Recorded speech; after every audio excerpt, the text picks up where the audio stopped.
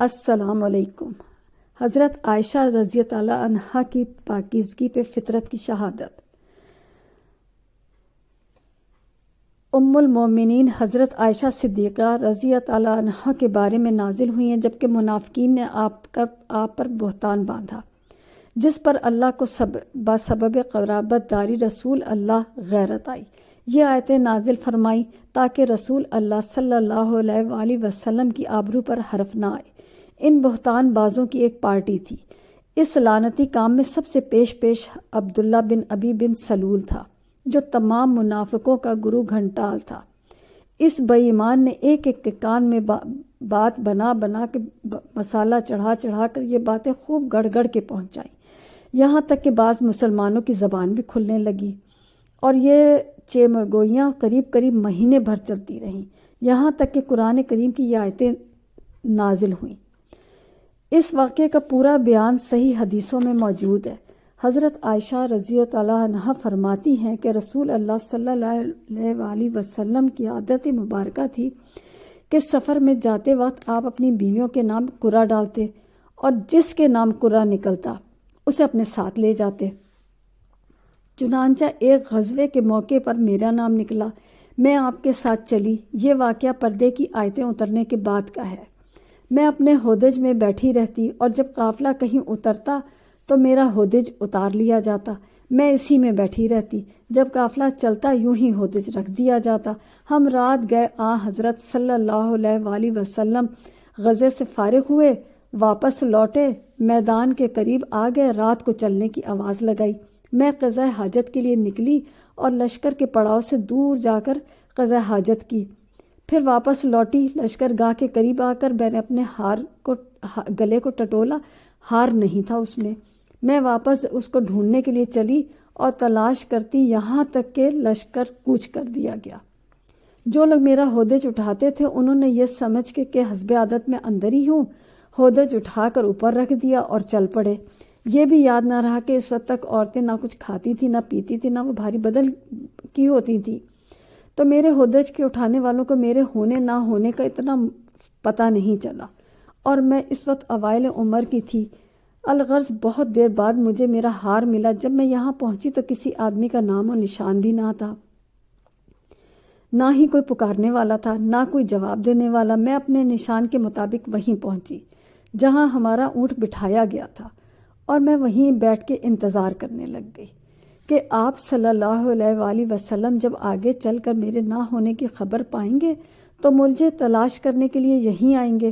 مجھے بیٹھے بیٹھے نیند آ گئی۔ اتفاق سے حضرت صفوان بن معطل سلمہ زکوانی رضی اللہ عنہ جو لشکر کے پیچھے رہے تھے اور پچھلی رات کو چلے تھے، صبح کی روشنی میں یہاں پہنچ گئے۔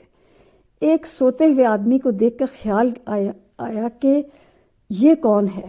غور سے دیکھا، چونکہ پردے کے حکم سے پہلے مجھے انہوں نے دیکھا ہوا تھا، دیکھتے ہی پہچان گئے، اور بآواز بلند صرف اتنا ان کی زبان سے نکلا، انا للہ و انا الیہ راجعون۔ ان کی آواز سنتے ہی میری آنکھ کھل گئی اور میں اپنی چادر سے اپنا منہ ڈھانپ کر سنبھل کر بیٹھ گئی۔ انہوں نے جھٹ اپنے اونٹ کو بٹھایا، اس کے ہاتھ پر اپنا پاؤں رکھا، میں اٹھی اور اونٹ پر سوار ہو گئی۔ انہوں نے اونٹ کو کھڑا کر دیا، بھگاتے ہوئے لے چلے۔ قسم خدا کی نہ وہ مجھ سے کچھ بولے، نہ میں نے ان سے کوئی کلام کیا، نہ سوائے انا للہ کے میں نے ان کے منہ سے کوئی کلمہ سنا۔ دوپہر کے قریب ہم اپنے قافلے سے مل گئے، بس اتنی سی بات کا ہلاکت ہونے والوں نے بتنگڑ بنا لیا۔ ان کا سب سے بڑا اور بڑھ کر بتانے والا عبداللہ بن ابی بن سلول تھا۔ میں مدینے آتے ہی بیمار پڑ گئی، مہینے بھر تک بیماری میں گھر ہی میں رہی۔ نہ میں نے کچھ سنا، نہ مجھے کسی نے کچھ کہا، نہ کچھ غلغپاڑا لوگوں میں ہو رہا ہے اس کا پتہ۔ محض میں ہر چیز سے بے خبر تھی۔ البتہ میرے جی میں یہ خیال بسا اوقات گزرتا تھا کہ رسول اللہ صلی اللہ علیہ وآلہ وسلم کی مہر محبت میں کمی کی کیا وجہ ہے۔ بیماری میں عام طور پر شفقت حضور صلی اللہ علیہ وسلم جو میرے ساتھ ہوتی تھی، اس بیماری میں وہ بات نہ تھی۔ مجھے رنج تھا، بہت رنج تھا، کوئی وجہ معلوم نہیں ہو رہی تھی۔ حضرت صلی اللہ علیہ وآلہ وسلم تشریف لاتے، سلام کرتے، دریافت فرماتے، طبیعت کیسی ہے اور کوئی بات نہ کرتے۔ مجھ کو بڑا صدمہ ہوتا، مگر بہتان بازوں کی تہمت سے میں بالکل غافل تھی۔ اب سنیے، اس وقت تک گھروں میں باتھ روم نہیں ہوتے تھے اور عرب کے قدیم عادت کے مطابق ان لوگ میدان میں قضاء حاجت کے لیے جایا کرتے تھے۔ عورتیں عموماً رات کو جایا کرتی تھیں۔ گھروں میں باتھ روم بنانے سے عام طور پر نفرت کی جاتی تھی۔ حسب عادت میں ام مستخہ بن ابی رحم بن عبد المطلب بن عبد المناف کے ساتھ قضاء حاجت کے لیے گئی۔ اس وقت میں بہت ہی کمزور ہو رہی تھی۔ یہ ام مستح میرے والد صاحب رضی تعالیٰ عنہ کی خالہ تھی۔ ان کی والدہ سحر بن عامر کی لڑکی تھی۔ ان کے لڑکے کا نام مستح بن اساسہ بن عباد بن عبد المطلب تھا۔ جب ہم واپس آنے لگے تو حضرت ام مستح کا پاؤں چادر کے دامن میں الجھا، بے ساختہ ان کے منہ سے نکل گیا، مستح غارت ہو۔ مجھے بہت برا لگا۔ میں نے کہا، تم نے بہت برا کلام بولا ہے، توبہ کرو۔ تم نے اسے گالی دی جس نے جنگ بدر میں شرکت کی۔ اس وقت ام مستح رضی تعالیٰ عنہ نے کہا، بھولی بیوی، آپ کو کیا معلوم؟ میں نے کہا، کیا بات ہے؟ انہوں نے فرمایا، وہ بھی ان لوگوں میں ہے جو آپ کو بدنام کرتے پھرتے ہیں۔ مجھے سخت حیرت ہوئی، میں ان کے سر ہو گئی۔ کم از کم مجھ سے سارا واقعہ تو کہو۔ اب انہوں نے بہتان باز لوگوں کی تمام کارستانیاں مجھے سنائیں۔ میرے تو ہاتھوں کے طوطے اڑ گئے۔ رنج و غم کا پہاڑ مجھ پہ ٹوٹ پڑا۔ مارے صدمے کے میں اور بیمار ہو گئی۔ بیمار تو پہلے ہی سے تھی، اس خبر نے تو نڈھال کر دیا۔ جوں توں کر کے گھر پہنچی۔ اب صرف یہ خیال تھا کہ میں اپنے میکے جا کر اچھی طرح معلوم تو کر سکوں کیا واقعی میری نسبت ایسی افواہیں پھیلائی گئی ہیں اور کیا کیا مشہور کیا جا رہا ہے۔ اتنے میں رسول اللہ صلی اللہ علیہ وسلم میرے پاس آئے، سلام کیا، دریافت فرمائے، کیا حال ہے؟ میں نے کہا، اگر آپ اجازت دیں تو میں اپنے والد صاحب کے ہاں ہو آؤں۔ آپ نے اجازت دے دی۔ میں یہاں آئی، اپنی والدہ سے پوچھا، اماں جان، لوگوں میں کیا باتیں پھیل رہی ہیں؟ انہوں نے فرمایا، بیٹی، یہ تو نہایت معمولی بات ہے، تم اپنا دل بھاری نہ کرو۔ کسی شخص کی اچھی بیوی جو اسے محبوب ہو، اس کی سوکنے بھی ہوں، وہاں ایسی باتوں کا کھڑا ہونا تو لازمی امر ہے۔ میں نے کہا، سبحان اللہ، کیا واقعی لوگ میری نسبت ایسی افواہیں اڑا رہے ہیں؟ اب تو مجھے غم اور رنج نے اس قدر گھیرا کہ بیان سے باہر۔ اس وقت سے جو میں نے رونا شروع کیا، واللہ ایک دم بھر بھر کے میرے آنسو نہیں تھمے۔ میں سر ڈال کے روتی رہی۔ کسی کا کھانا پینا، کسی کا سونا بیٹھنا کہاں کی بات۔ غم اور رنج جو مجھ میں تھا، ساری رات اسی حالت میں گزری کہ آنسو کی لڑی نہ تھمی۔ دن کو بھی یہی حال رہا۔ حضرت صلی اللہ علیہ وآلہ وسلم نے حضرت علی رضی تعالیٰ عنہ کو اور حضرت اسامہ بن زید رضی تعالیٰ عنہ کو بلایا۔ وہی میں دیر ہوئی، اللہ کی طرف سے آپ کو کوئی بات معلوم نہ ہوئی، اس لیے آپ نے ان دونوں سے مشورہ کیا کہ کیا مجھے الگ کر دیں۔ حضرت اسامہ رضی تعالیٰ عنہ نے صاف انکار کر دیا۔ یا رسول اللہ صلی اللہ علیہ وآلہ وسلم، ہم آپ کی اہل پر کوئی برائی نہیں جانتے، ہمارے دل ان کی عفت، عزت، شرافت کی گواہی دیتے ہیں۔ ہاں، حضرت علی رضی تعالیٰ عنہ نے جواب دیا، یا رسول اللہ صلی اللہ علیہ وآلہ وسلم، خدا کی طرف سے آپ پر کوئی تنگی نہیں، عورتیں ان کے سوا بھی بہت ہیں، اگر آپ گھر کی خادمہ سے پوچھیں تو آپ کو صحیح واقعہ معلوم ہو سکے گا۔ آپ نے اس وقت گھر کی خادمہ حضرت بریرہ رضی تعالیٰ عنہ کو بلایا اور ان سے فرمایا، عائشہ رضی تعالیٰ عنہ کی کوئی بات شک و شبہ والی دیکھی ہے تم نے؟ بریرہ نے کہا، اس خدا کی قسم جس نے آپ کو حق کے ساتھ معبوس فرمایا، میں نے ان میں کوئی بات نہیں دیکھی اس قسم کی۔ ہاں، صرف یہ ہے کہ وہ کم عمری کی وجہ سے ایسا کرتی ہیں کہ کبھی آٹا گندھا ہوا چھوڑ جاتی ہیں تو بکری کھا جاتی ہے، اس کے سوا میں نے ان میں کوئی قصور نہیں دیکھا۔ چونکہ کوئی ثبوت اس واقعے کا نہ ملا، اسی لیے اسی دن رسول اللہ صلی اللہ علیہ وآلہ وسلم منبر پر کھڑے ہوئے اور مجمع سے مخاطب ہو کر فرمایا، کون ہے جو مجھے اس شخص کی ایذاؤں سے بچائے جس نے مجھے ایذائیں پہنچاتے پہنچاتے اب تو میری گھر والیوں میں بھی ایذائیں پہنچانا شروع کر دی ہیں۔ واللہ میں جہاں تک جانتا ہوں مجھے اپنے گھر والیوں سے سوائے بھلائی کے کوئی چیز معلوم نہیں۔ جس شخص کا یہ نام لے رہے ہیں، میری دانست میں اس کے متعلق بھی سوائے بھلائی کے اور کچھ نہیں۔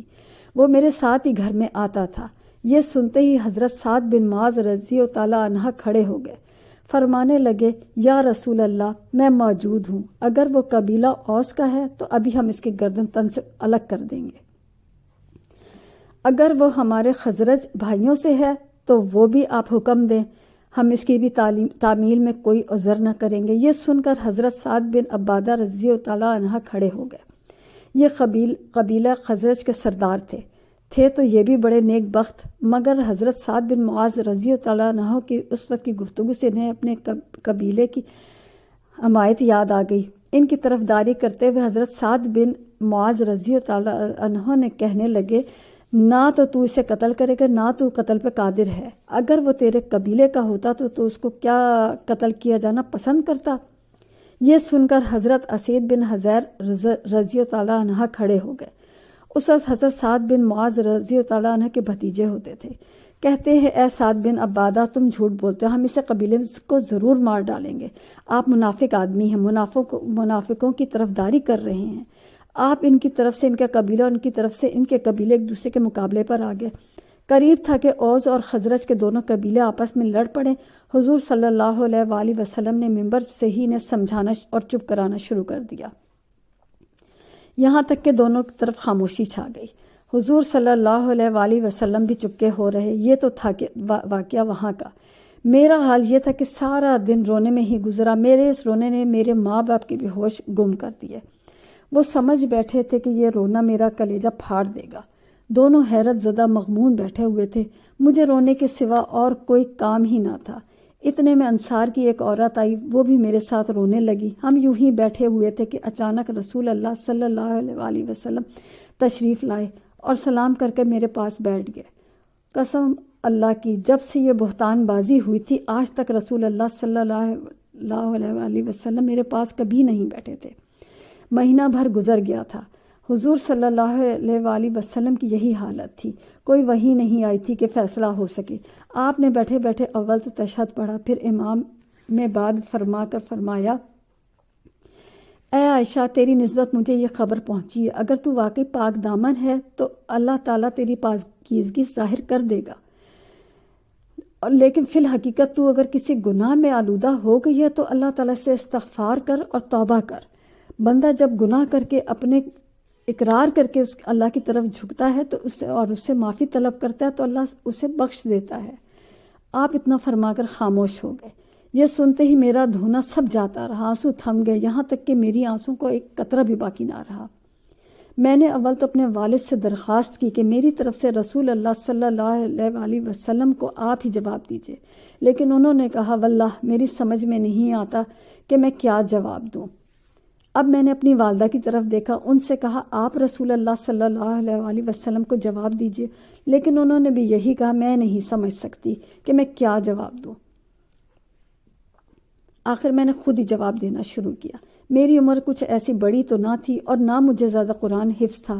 میں نے کہا آپ سب نے ایک بات سنی، اسے آپ نے دل میں بٹھا لیا اور گویا سچ سمجھ لیا۔ اب اگر میں کہوں گی کہ میں اس سے بالکل بری ہوں، اور خدا خوب جانتا ہے کہ واقعی میں بالکل بری ہوں، لیکن تم لوگ نہیں مانو گے۔ ہاں اگر میں اس امر کا اقرار کر لوں تو اللہ خوب جانتا ہے کہ تم لوگ سب مجھے بے گناہ ہونے کے باوجود گناہ گار مان لو گے۔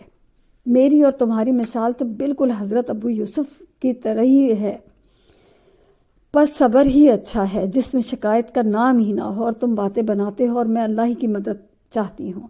اتنا کہہ کر میں نے کروٹ پھیر لی اور اپنے بسترے پر لیٹ گئی۔